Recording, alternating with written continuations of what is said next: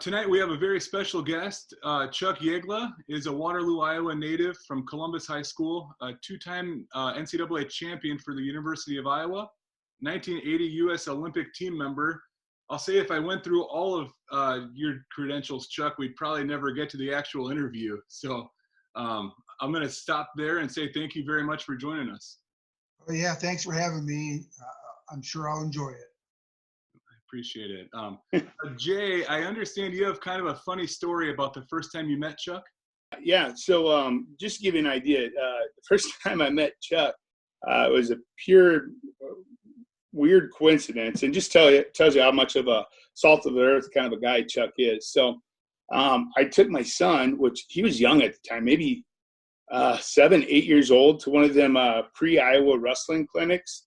And I'm sitting next to this nice guy, and he has his grandkids out there, and we're talking, had a great conversation, and he's telling me about his grandkids, how they're just getting into wrestling and stuff. And I told him about my son, Keaton, and we get done talking. I'm like, all right, you said his name was Chuck, and went on my way. And I went over to my buddy, and he's a huge wrestling nerd at the time. He goes, hey, Jay, do you know who you're talking to? I go, oh, yeah, that was Chuck. He's got 2 really good grandkids that wrestle. Really great guy. Had a fun conversation. He goes, that was Chuck Yagla. I'm like, Chuck Yagla? Like the wrestler Chuck? And so it was so ironic. I had this huge conversation with Chuck and didn't even have a clue at the time.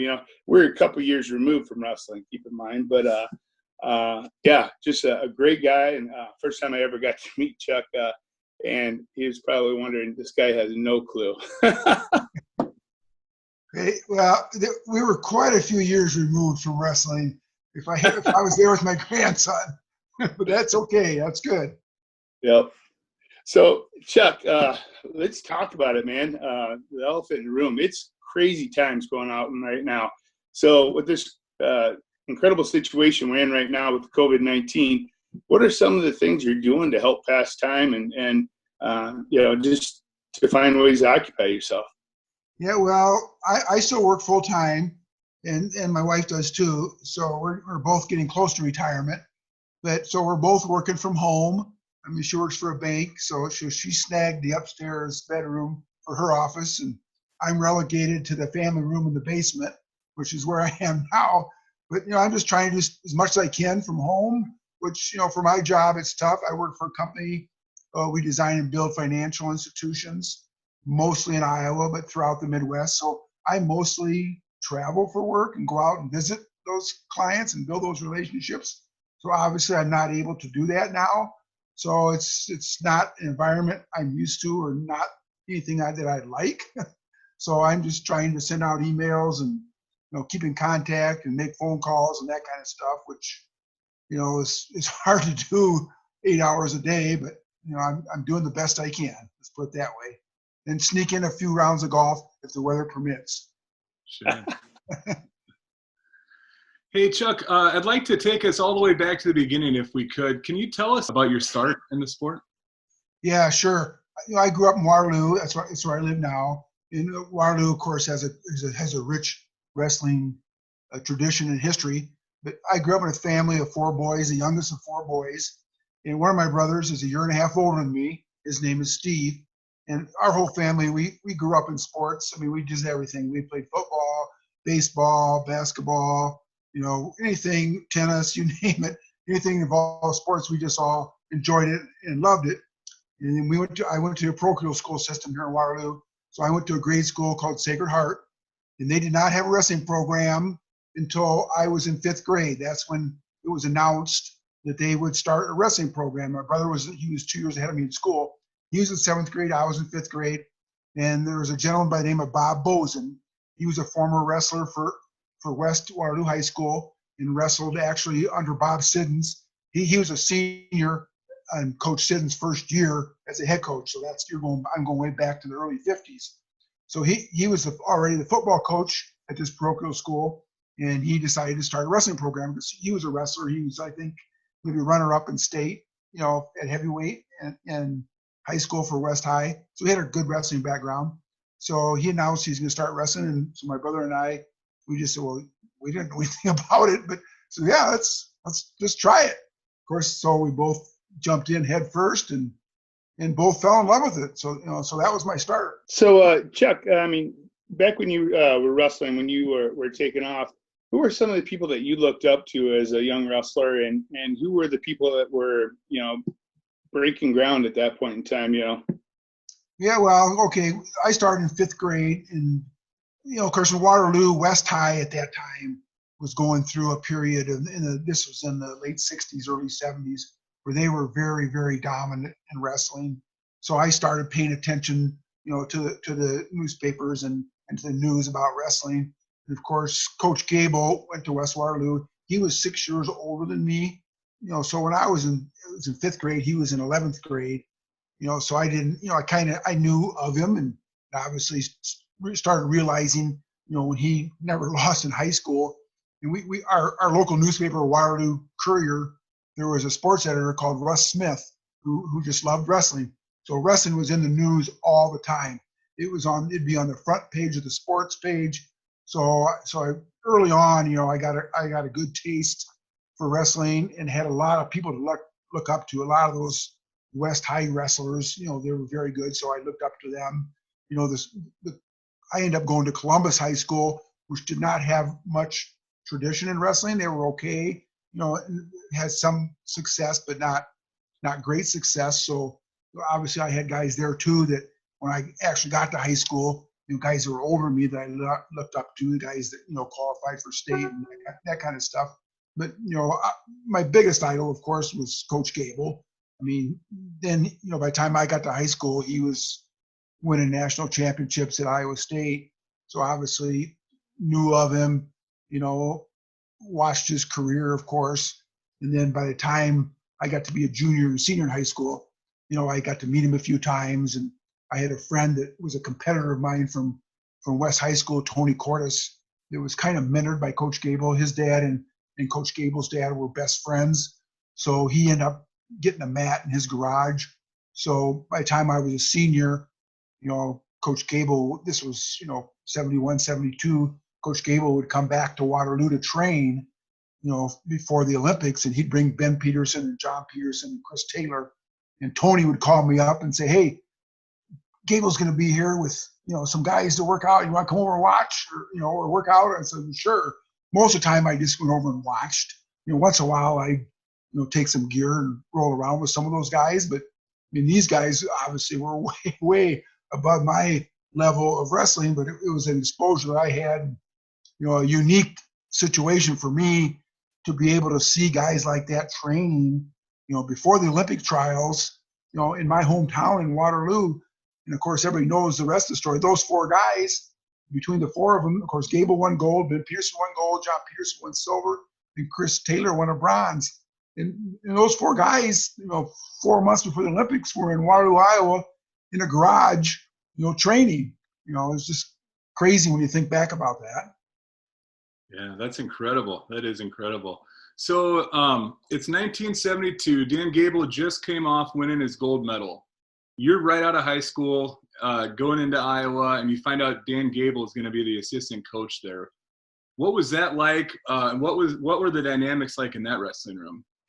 Oh man, it was awesome for me. Of course, that's Coach Kurtemeyer's first year as head coach, and I was recruited by Coach Kurtemeyer.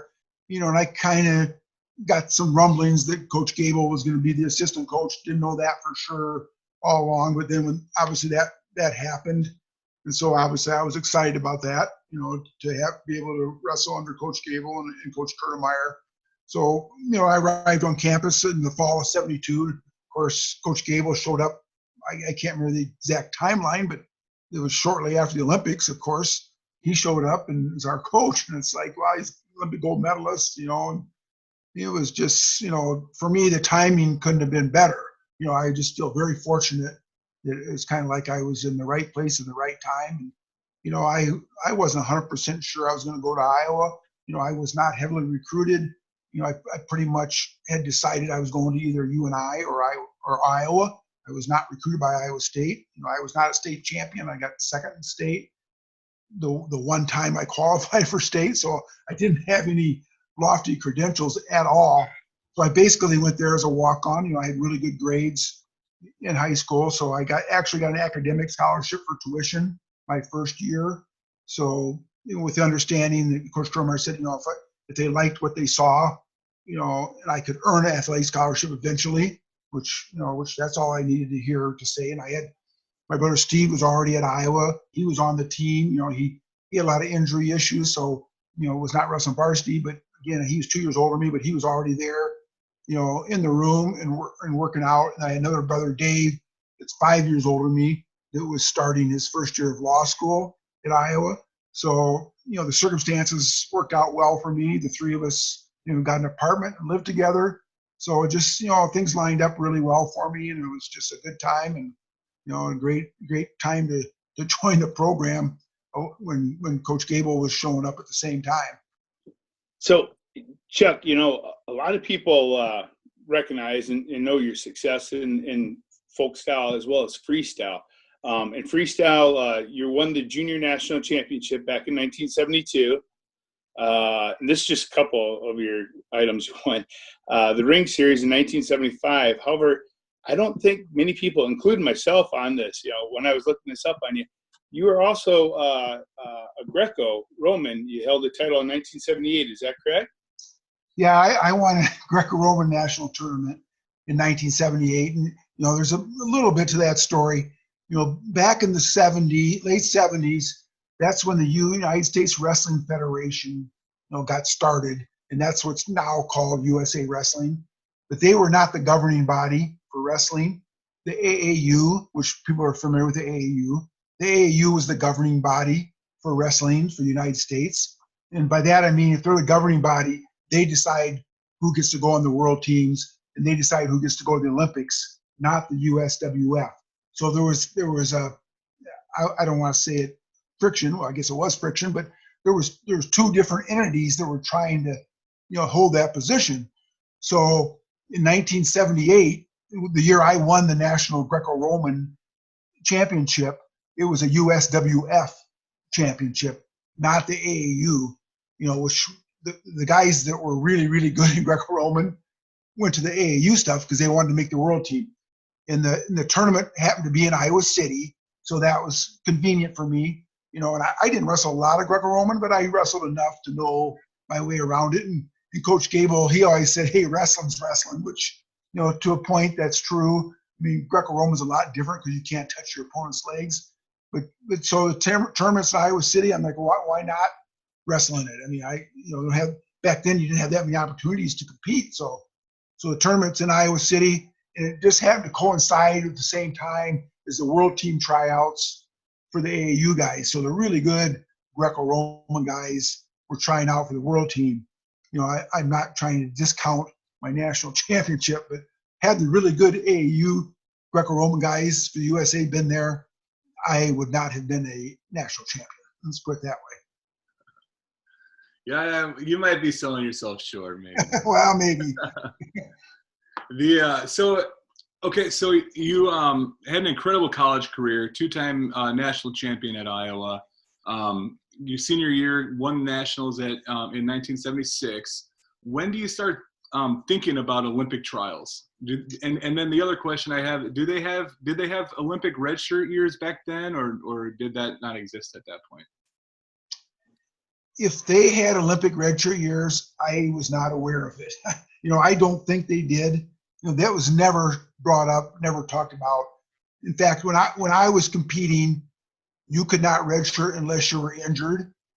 So in my era, in the early 70s, early to late 70s, when you walked on campus, you were going to wrestle right away, and not, nowadays it's changed a little bit, but eventually it became the common practice to redshirt your first year and then have the 4 years of eligibility. Well, you could not do that in my era unless you were injured.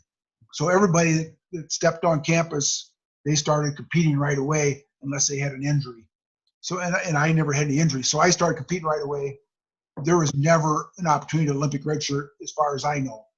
Okay, 76 obviously is Olympic year. That's my senior year. I'm 22 years old. I obviously was aware of the Olympics coming up. My entire focus that year was to repeat. I won nationals my junior year for the first time. Our team won for the first time in '75. My entire focus that season was to repeat as a national championship, have our team repeat as national championships. So, of course, I was aware of the Olympic trials coming up, but that was not my focus at all. But once middle of March, the tournament's over, then I make a decision. Yes, am I going to try out? Of course, I'm going to try out, for the Olympics. I mean, that's the ultimate goal. I was on the junior world team in 1973, so I had a taste of international competition. I wrestled maybe a couple of international dual meets against the Russians when they came over, but very limited exposure internationally until that time. And then, of course, once the tryouts were probably in April of '76. The NCAA tournament was in March. So obviously, I'm still been competing. I'm still in great shape. So it just went from, okay, now my focus is on freestyle. I'm done with my college season. Let's go to the trials and see what happens. So, Chuck, can you tell us about the trials in 1976?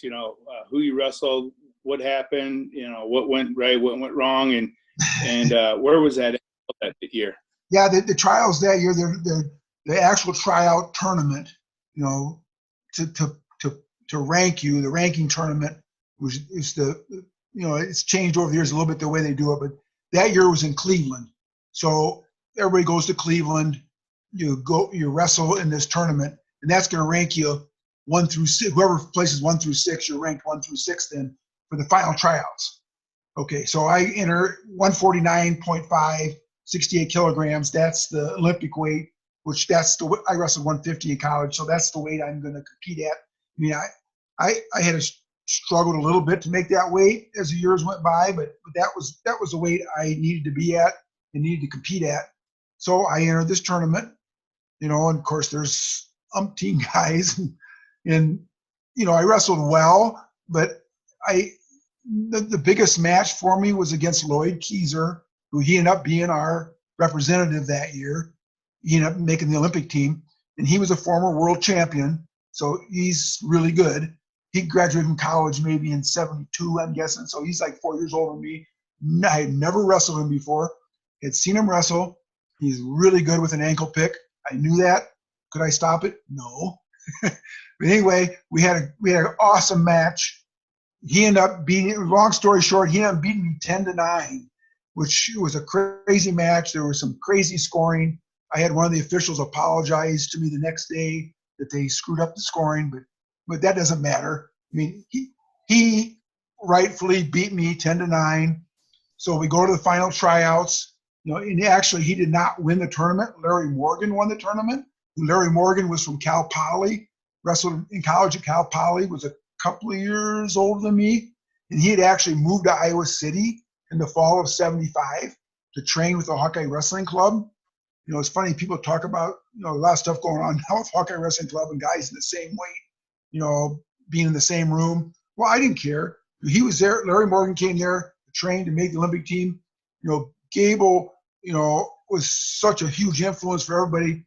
Everybody wanted to be around Gable and see how he trained and be able to work under him. So Larry Morgan, the whole year was in our room working out with us, training with us, and he ends up beating Lloyd Keyser. I did not wrestle him in that tournament. We didn't, just the way the bad marks work. I end up, I think, 4th or 5th, and he ended up winning, and Lloyd Keyser got 2nd. So we go to the final tryouts, which I think they were in Brockport, New York. So I know they're somewhere out in New York because the Olympics were in Montreal. So I think part of it was getting closer to Montreal. So we go to the final tryouts, and Mark Chiarella had placed in that tournament too. He was kind of an up-and-coming young guy then. He was, very young. That was after his freshman year in college, after my senior year. So I have to wrestle him, I think, 2 out of 3, and I beat him 2 out of 3. So then I got to go against Lloyd Keyser, and then the winner of that goes against Larry Morgan. Well, Lloyd Keyser beat me 2 out of 3. Close matches, fairly close, but he beat me both times, and then he went on and beat Larry Morgan. So I ended up, back then they had 2 alternates. Actually, Larry Morgan didn't care about being an alternate, so he left, and so didn't stick around. So anybody that wanted to stick around, it was either 2nd or 3rd, could stay around and be an alternate. So I stuck, of course, for me, my goal was to make the Olympics, but I fell short that year. But realistically, I knew 80 was my best chances. So I stuck around. We had a training camp for a month. I worked out with Lloyd Keyser as much as he wanted me to work out with him. And, I was big for that weight. So I'd work out with the guys above me too, like Stan Desik was our representative, 163. I'd work out with him a lot. I'd work out with John Peterson. I mean, I didn't care who I worked out with. I was just there to help them achieve their goals and become Olympic champion. So that got me really excited about the Olympics. And as an alternate, back then they did not take alternates to the Olympics very often if they were overseas. But since it was in Montreal, we could go if we wanted to, and they would pay our way there, and they'd set us up in a place to stay and pay our expenses. So of course I said, yeah, sign me up. So I went to Montreal, got to be there at the Olympics, ended up getting tickets for some of the other sporting events, but mostly I was there as a training partner. I had a credential, but I did not get to stay in the Olympic Village. We stayed, all of us alternates, they rented a fraternity at some college in Montreal somewhere. I can't remember where it was, but there was probably 15 of us that went there as alternates that just roomed together and hung out together that whole 2-week period during the Olympics. And it was just an awesome experience just to be there. And that's what really got me motivated and got me excited about making the 1980 Olympic team. I mean, it's like, the atmosphere there was just incredible. It was just something, I'll never forget. And it was just, something I was glad I got to experience and be there. Unfortunately, what happened in 80, I didn't get to go to the Olympics, but at least I got to go in 76. I got to be there and got to be around the Olympic Village. And I actually got to get in the Olympic Village a couple of times. So it was just an awesome experience for me. Yeah, that sounds super, like an amazing experience. So after the completion of those 76 Olympic Games, what kind of adjustments did you make? How did you prepare differently going forward? Well, for me then, it was okay. If it's not Olympic year, there's a World Championships every year. So there's a World Championship 77, 78, 79. So that tournament is, some people say it's tougher sometimes the Olympics, but it's basically the same tournament, but it doesn't have the prestige of the Olympics. So your goal is to represent the United States on a world team and win a world gold medal and go to the World Championships. So my focus then became, okay, let's see if I can make a world team. Well, the 76-77 school year, I was finishing up my degree. I had changed majors a couple of times. So I jokingly say I redshirted my 5th year, which that's kind of strange to redshirt your 5th year. But, the athletic department was kind enough to keep me on scholarship. I was on a full ride by the time. That was another story. I ended up getting a full ride after my first semester at Iowa. So they paid my schooling. I was getting a teaching degree, business education. So I was finishing up doing my student teaching the second semester, and then, went to the national AUs, which is the qualifying tournament to make the world team, won those. So then my focus became, okay, let's make a world team. And then about that time also, I didn't know what I was going to do for a job or, where I was going to end up. Coach Gable, that was his first year as head coach. And he hired Jay Robinson as his full-time assistant. Back then, there was a head coach and a full-time assistant. Every program, that's what every program had. I mean, some didn't even have an assistant, but most programs had one full-time head coach and one full-time assistant. And nobody had 2 assistant coaches. And in my mind, I was probably I'm going to graduate. I'm going to get my business education degree. I finished my student teaching. I'll probably try to land a high school coaching job and teaching job and just continue training wherever that ends up being and however I can do that. I was married at the time, had a young child. My daughter, I'm sorry, I didn't have a child yet. I was married, but didn't have a child yet. I'm getting ahead of myself. This was 77, but I was married, been married for a couple of years. And so I, trying to figure out my future. And I get a call from the head coach at University of Oklahoma, Stan Abel. And he wants to hire me as an assistant coach. And I knew he already had an assistant coach. And he said, well, you're going to be the second assistant. I said, okay, well, explain that to me. So, well, we're gonna have I'm the head coach. There's a full-time assistant number one. You're the full-time assistant number two, and here's what we're gonna pay you, and here's what we're offering you, and here's the benefits, and here's the perks. And I'm like, wow. I mean, of course, I'm 23 years old at the time, and I don't know what I was gonna do, and the money just like, wow. I was like, this is a real job and real money, and I was pretty excited about it. But Oklahoma, I mean, that was our arch rival for me. Not in my college days, Oklahoma State was not our big rival. Oklahoma was. I'm like, Jesus, like it was just strange, but I thought, man, this is a good job opportunity. So I called Coach Gable and told him about it. I just want to be upfront with him. I say, hey, I got a job offer from Oklahoma. I'm not sure what I'm going to do, but he just looked at me and goes, well, because I can't fire Jay. I said, well, I'm not asking you to fire Jay. I'm just telling you what happened. I mean, I don't know what. I'm trying to be upfront with you. He's like, okay, well, whatever. Well, so then the next morning I get a call from Bump Elliott, the athletic director of the University of Iowa. I mean, this happened all really fast. And I'm like, when he got a call from Bump Elliott, I mean, I knew him, of course, honored or admired him from afar. Well, I knew him and met him, but he was just like a god to me. And it was like, man, he's just a great guy. And I was afraid I did something wrong. I mean, I didn't know why Bump Elliott would call me. Can you come to my office? And I said, okay. So I show up in his office and sit down. Okay, I heard you got a job offer from Oklahoma. I said, yeah, because I was very naive. What did they offer you? And I told him exactly what they offered me. God dang it. Hindsight, I should have ad-libbed a little, or exaggerated a little bit. So he, without skipping a beat, he said, if we make you the same offer, will you stay here and be the second assistant? I said, well, of course, So I was the first ever. Iowa was the first ever program to have two assistant coaches, and then it just mushroomed after that. And of course, it was Oklahoma that got it started. So then the Oklahoma coach, since I told him no, he went and hired Jim Humphrey, who was a guy I ended up competing against quite a bit, and actually was a world team member in '77 with me, the weight below me. So, but then once we did it, Oklahoma did it. Of course, then Iowa State did it, and Oklahoma State did it. So then, and of course, now we know what it is. There was no regulation back then. There was not a lot of resources for wrestling. Like, not that there's a lot now, but so there was not regulated by the NCAA on how many coaches you could have. Of course, that started that into motion too. So now you can have one head coach, two full-time assistants. You can have a strength and conditioning coach. You can have a volunteer coach. And you can have an administrative operations person. I mean, so it's all much more regulated now. But back then, I want to say it was the wild, wild west, but you could pretty much do what you had to do.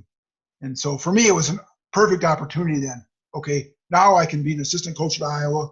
At the same time, I'm in the room working with all these guys, trying to coach them, help them with the team, and at the same time training to make world teams. So it was a perfect environment for me. So that got my focus on 80. So then I ended up making the 77 world team. I made the 79 world team, and then obviously made the 80 Olympic team. So obviously my focus was still on the college guys to help them, but I was focused on training and freestyle and getting whatever competition I could get in whenever that opportunity became available. Okay, Chuck. So take us through the next step. Right now you've shown yourself as the dominant, the alpha wrestler at that weight class. Going into the 1980s trials, I'm assuming you're the number one seed, the guy that everyone needs to knock off to get to that spot. Can you take us through them trials at all? Yeah, well, funny, I ended end up not being quite the alpha. I made the world team, like I said, in '79, and then I was so fortunate all through college with not having injuries. Well, you can stay in wrestling long enough, those start catching up with you. And one of the injuries I had was not as a result of wrestling, but it was just a freak accident that I blame myself for. I didn't know much. I did not take shop in high school, which I wish I would have. I cut myself with a circular saw and cut the tip of my thumb off in '79, partially off, and they had to sew back on. This all happened during the summer, and so I still made the world team, but I had my thumb heavily wrapped. but it really set me back conditioning wise, and but it ended up being okay. But it's unfortunate it happened. And then after the '79 World Championships, I tore my knee up, tore the cartilage, and this was before they were doing the arthroscopic surgery. So it was the early stages. So Dr. Albright, who was a famous sports doctor at Iowa, he wanted to do this arthroscopic surgery. I was going to be one of the first ones. He's going to do this arthroscopic surgery on my knee. And so, great, let's do it.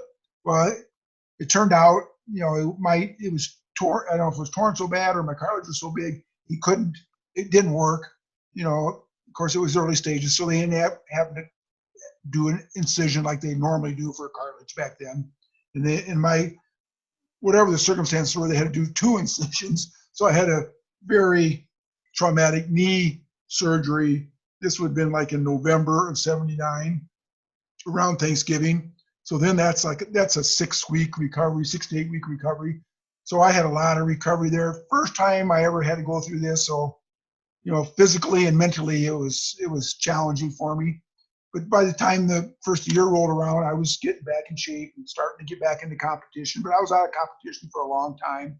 So I went to the first tryouts and got beat a couple of times by guys that, I'm not saying I shouldn't beat them, but they beat me, So I ended up like 4th in the tournament, which was not what I was expecting. I was expecting to win it.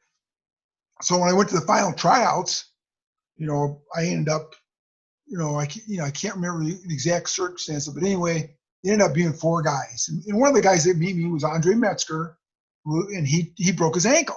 So that was kind of weird too. So he's out. And then, so it ended up being 4 guys at the final tryouts. It's Phil Anglem, who used to wrestle for Ohio State, myself. I'm going by order that we were for the final tryouts. He was 4th. I was 3rd for the final tryouts. Jim Humphrey was number 2, and Andy Ryan was number 1. That's the way that was the ranking for the final tryouts. And back then, of course, there's 9-minute matches, 3 3-minute periods, and all 4 guys, it's a best 2 out of 3 round robin amongst all 4 guys. Way different than it is now. So it's a 3-day period. So in the first day, it's 1 against 4 and 2 against 3. The next day, it's 1 against 3, 2 against 4. And the last day, it's 1 against 2 and 3 against 4. Because they're figuring the best day is the last day because it's going to be 1 against 2. Well, of course, in my mind, I'm the best of all 4 of us. So the first day, since I'm 3rd, I've got Andy Ryan, who in my mind, he's of these 4 guys, or these 3 guys, he's my toughest competition. So I felt fortunate I got to get him the first day because it's 3 against 1. So the first match I pinned him. The second match I beat him 12-7. So my toughest competition, I beat the first day, and we didn't have to go 3 matches. So I feel great. The next day, it's let me see, 1 against 4. I got to go through the math. I have to go. Maybe that was second day. I may get confused myself here, but anyway, making a long story short, I end up wrestling Phil Anglem and pinning him twice, and wrestling Jim Humphrey and pinning him twice. So I only had to go the minimum 6 matches, and 5 of those 6 matches I had pins. So I felt like I was peaking. I felt like I finally was back. I finally was in great shape. I was 26 years old, which at the time they always said that was the best age and the best time of your life to be a competitive wrestler. So things were looking great. Things were looking great. You're feeling good, and then I guess time for a history lesson for our young wrestlers out there. Could you explain kind of what happened in 1979 that led to the U.S. boycotting the 1980 games? Yeah, that's back in December, sometime in December of '79, roughly, and I'm not sure exactly when it happened, but the Soviet, back then it was the Soviet Union. This was during the Cold War era. The Soviet Union invaded Afghanistan, of all places, So they invaded Afghanistan, which kind of got everybody, all the non-communist countries, or the other countries, in a tizzy for whatever reason, because we didn't like them taking over other countries. And so our president was President Carter. In January of 1980, President Carter came out on the news and said, basically threatened the Soviet Union. He said, if the Soviet Union does not withdraw its troops from Afghanistan, then we're going to boycott the Olympics, which they're hosting in Moscow. It was, the Olympics are going to be in Moscow. So I think he's thinking in his mind, if we give them this threat, they don't want us to not come to the Olympics because they want to show off Moscow and they want to show off the Soviet Union. They want to show everybody what a superpower they are. So he gave them an ultimatum. I think the date was like February 20th. If you don't withdraw by February 20th, we're going to boycott the Summer Olympics. And this is kind of the same time the Winter Olympics are going on, so it's kind of weird timing. But so I'm like, and I heard about that. I can't remember where I was or the circumstances, but I was like, when I first heard it, I'm like, what? It's like, really? And I thought, well, we're not really going to boycott the Olympics. I mean, I thought, fine, this is political, and we're still going to end up going. Well, obviously, then a couple months later, of course, they didn't withdraw their troops, and then Carter came out in March and said, okay, that's it. We're not coming to the Olympics in Moscow. And then, of course, all the other, not all the other, but the non-communist countries fell in line. Our allies fell in line and said, okay, we're boycotting too, we're boycotting. So then it's becoming, okay, this might be real.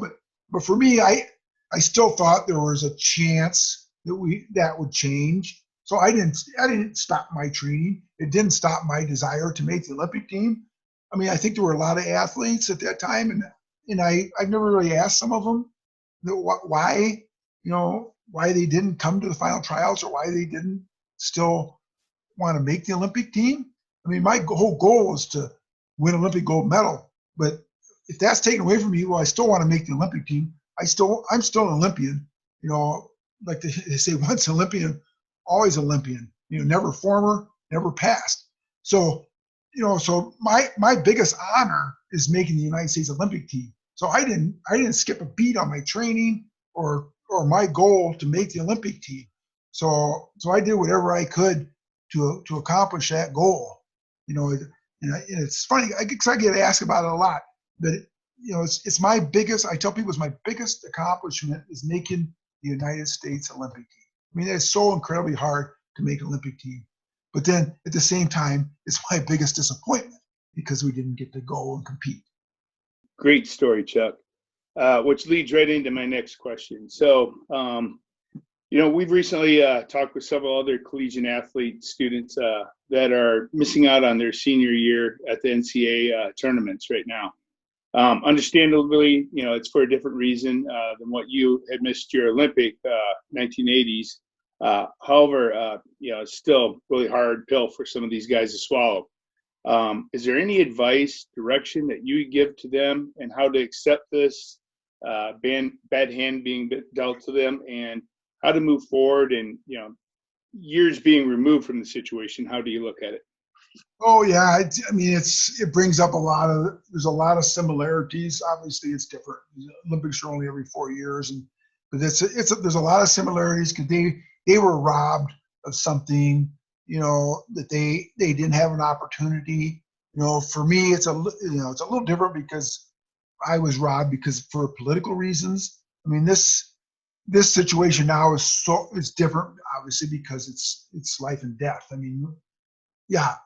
Everybody would have wished we could have had the national tournament, but man, if it saved lives by not having it, I mean, that's great, But the only advice I can give them is, to stay positive, and even the seniors, if that was taken away from you, there's other things down the road, there's other things you can accomplish.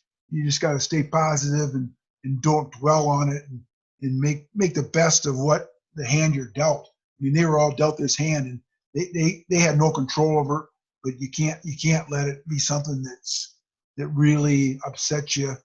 Obviously, it upsets you, but you can't let it be something that's gonna hold you back. Let's put it that way. Yeah, wrestlers get dealt bad hands, and we get up and keep fighting. I like that's good advice. All right, Chuck, now this next part, we're going to get into our OT sudden death questions, a little more a little more fun, a little more high paced. Are you ready? Yeah, am I supposed to just give like quick answers, or We can expand on them if you can you want. expand a little bit? I mean, some I Sure, for sure. okay. I'll Yep, see what I can do. See what I can do. We've got time. I've got all night, buddy. So. All right. Favorite wrestling movie?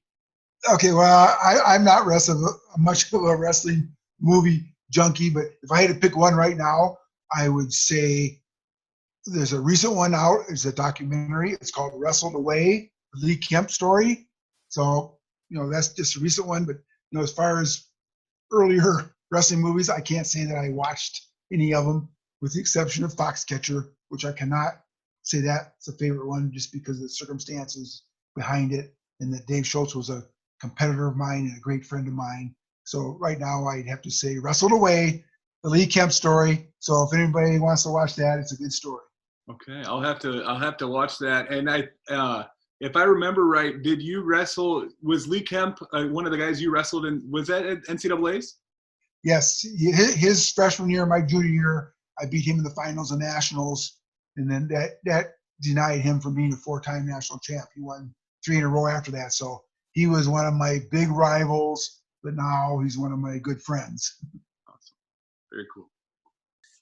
So Chuck, anyone that knows you, we all know that you're an avid golfer. So I know we had a close one about a week ago. How many hole-in-ones have you ever made?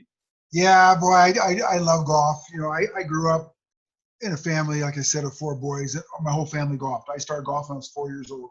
I've had 5 hole-in-ones, but I jokingly tell people, of those 5, only 1 was on a par 4. I actually had a hole-in-one on a par 4. So I've had 5 hole-in-ones, 4 on par 3s, and 1 on a par 4. And most recently, I had 2 in 2017. So I had 2 in 1 year, which, I was at the point where I never thought I'd have another one, because before that, the most recent, my 3rd one was in 1992. So I went 25 years without a hole-in-one, and then I had 2 in 2017. So there's always hope, and now I'm thinking, well, geez, there's a lot more left in me if I can have 2 in 1 year. No doubt. That's awesome. Well, it was worth the wait to get 2 in 1 year. That's amazing. Favorite wrestling match of all time, one of yours, and then one that you watched that you liked. Yeah, it's tough to pick one out of mine. They're all, the ones, obviously it's ones you win, they're your favorite. But if I had to pick one, I'd say it was representing the United States. That's the ultimate, representing the United States of America. It was in the World Cup in 1979. It's in the finals of the World Cup against the Soviet Union, and I'm against a Russian, and he's beaten me the whole match. I mean, it was back and forth, but I never had the lead. And then with about 30 seconds to go, I think I'm down. I have to look it up, but I'm down, I think maybe 10-8 or 11-8. And I had a move called the seat belt that I kind of invented. It was kind of my signature move.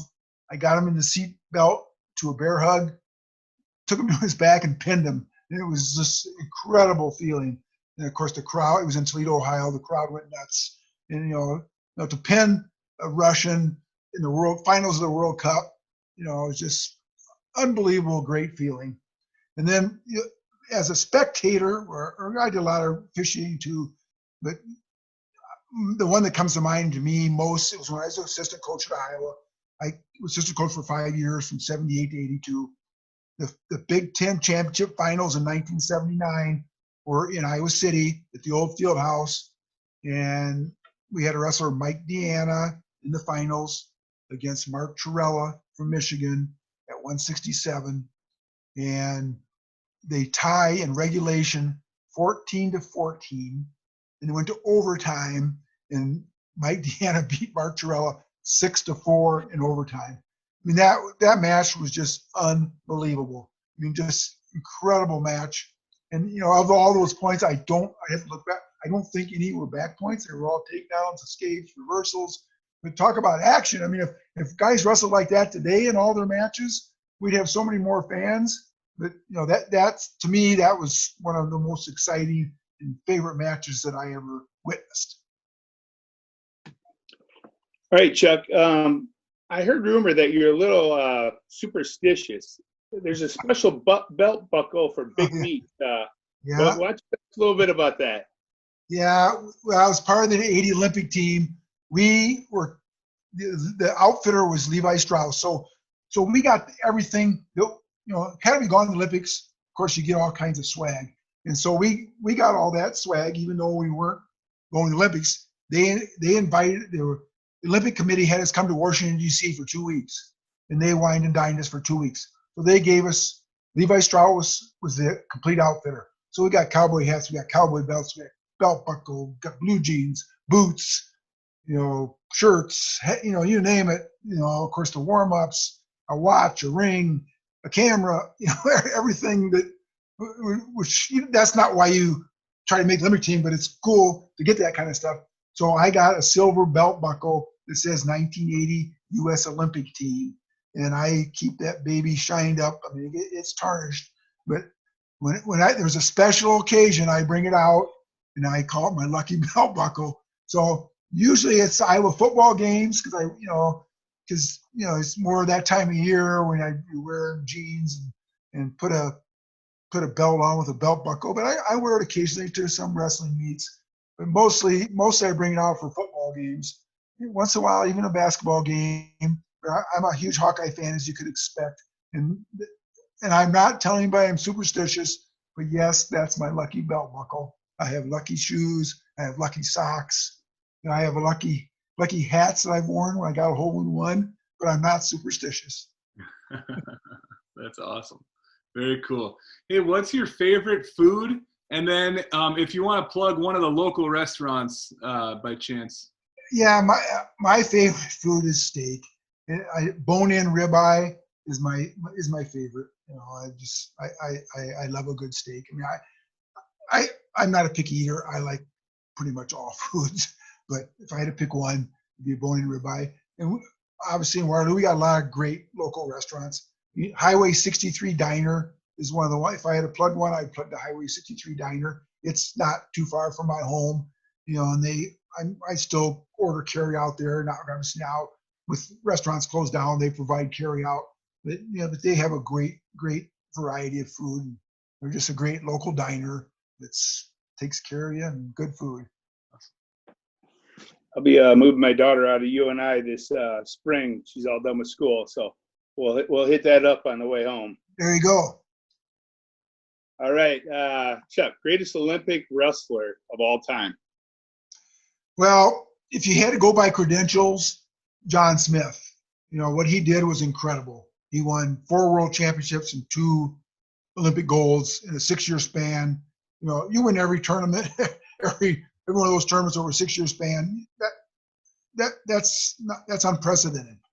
But in my mind, the greatest Olympic U.S. wrestler is Dan Gable, and obviously I'm biased.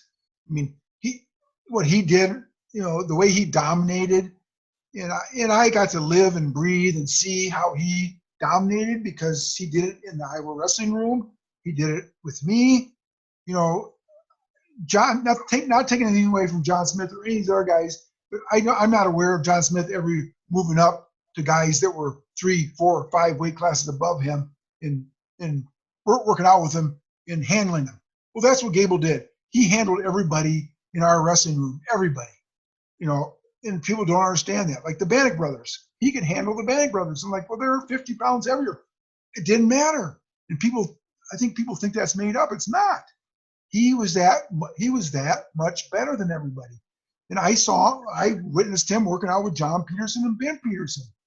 He had no problem beating them, and I don't think they were letting him beat him. And this was the 1972 Olympic year, and Ben Peterson won a gold medal at 198, and Gable had no problem working out with him. John Peterson won a silver medal at 180, and Gable's 149.5.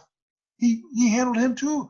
It's like people just don't understand it. He was that dominant. He was that much better than everybody else. So, and of course, people say, "Oh, I'm biased." Well, I am because I was around him the whole time. I felt it.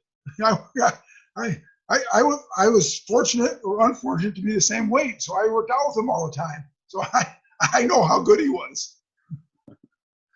Hey, so right now everyone's got a little extra time on their hands. Have you watched Tiger King yet? I have not watched Tiger King. With this extra time, my wife and I, we really like to binge watch. So we've been watching a lot of different shows. I brought up Tiger King to her, and based on the previews, she's not thinking she wants to watch it. So I haven't watched much of the previews or haven't read much about it. We have not watched it, but we watched some other good ones, boy. There's some good stuff out there. All right. I don't know how to follow that question. All right. We hear of these historic long goes in the Iowa wrestling room. Who's the longest go you ever had during a wrestling practice? And I'm assuming in Iowa, but Yeah, it's I can't pinpoint my longest goal, but I would guess. Well, here's the deal with Coach Gable. He would always warm up while everybody's working out, and then eventually, halfway through practice, he would pick a partner to go with, and then everybody else would leave, and whoever was a lucky person, they got to stick around because he was trying to coach during the regular practice, but he always wanted to continue working out, even though he was retired. So I would have to guess my longest goal, I don't have it documented, would have been with Coach Gable at some point after everybody else left. I'm sure he and I were still there, and he was still taking me down, turning me, putting a bar arm on me, pinning me, and then letting me go because I never would have escaped from him, and taking me down again, turn me over, pin me over and over and over. But it helped me get better. Sure. Hey, what's your, do you have a favorite vacation destination? Oh, Disney World, no question. I haven't been there in a while. Can't wait to take my grandkids. Waiting for our youngest granddaughter's not quite 4 yet.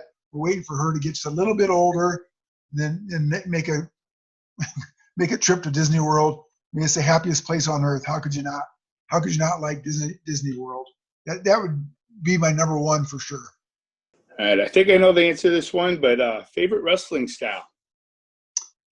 My favorite would have to be folk style. I evolved into a freestyle wrestler, but I was a mat wrestler in college. Not that good on my feet. I mean, all my teammates joked to me all the time. They said, "How long before you let the guy take you down so you can reverse him and then get on top?" Because I was a tenacious rider. I was a pinner from top. But then I evolved into freestyle, and I love freestyle. I love them both.